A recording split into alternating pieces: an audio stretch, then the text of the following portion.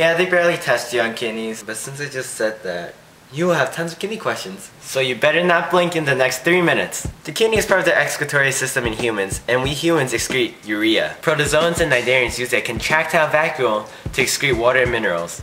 Earthworms, or Annelida, excrete urea using nephridia. It's easy to remember because they all end in O. Insects, or arthropods, use Malpighian tubes to excrete uric acid. So back to the kidney. One kidney has like a bajillion nephrons, and let me tell you, stuff goes down in the nephrons. The nephrons are the tiny little structures in the kidneys that filter the blood. But how? First, the heart pumps the blood into the kidney.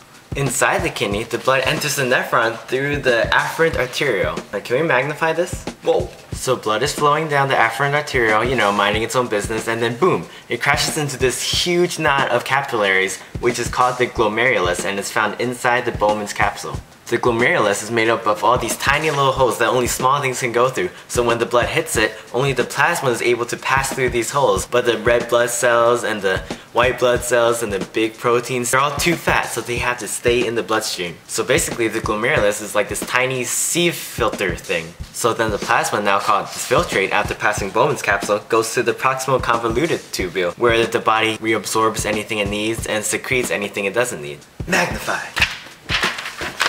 And that's why the proximal convoluted tubule is so convoluted, because there's more area for reabsorption to take place. After the proximal convoluted tubule, the filtrate now goes down the loop of Henle. The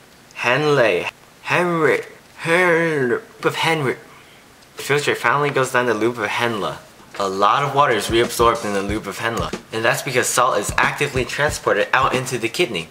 And when that happens, osmosis occurs because water always diffuses to areas of high concentration. So water goes like, oh, all my salt friends are out in the kidney. I want to be cool, I'm gonna go with them. But water reabsorption only occurs in the descending limb of the loop of Henle. The ascending limb deals with ion exchange. Gosh darn it, how am I gonna remember that? Just think Niagara Falls. You know, because Niagara Falls, the water is like descending down, and you know, descending limb deals with water reabsorption.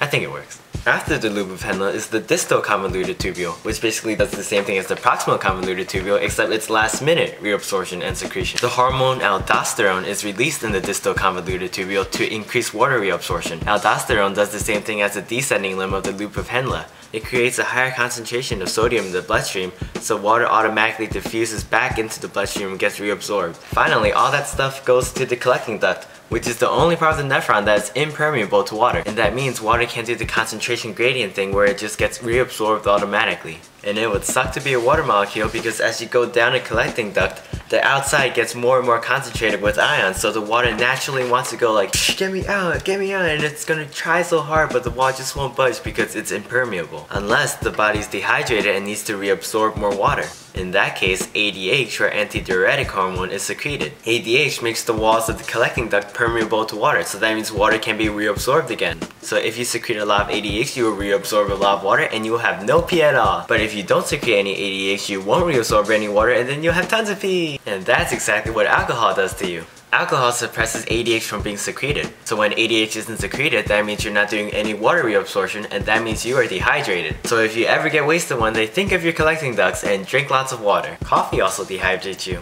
Coffee stops sodium from being reabsorbed back into the bloodstream. So then all the sodium ions are in the filtrate. So the water molecules go like, oh, the party's right here. There's a high concentration of sodium ions in the filtrate already. I don't need to get reabsorbed. And that's why coffee makes you have to pee really fast, because all that water never gets reabsorbed back into your body.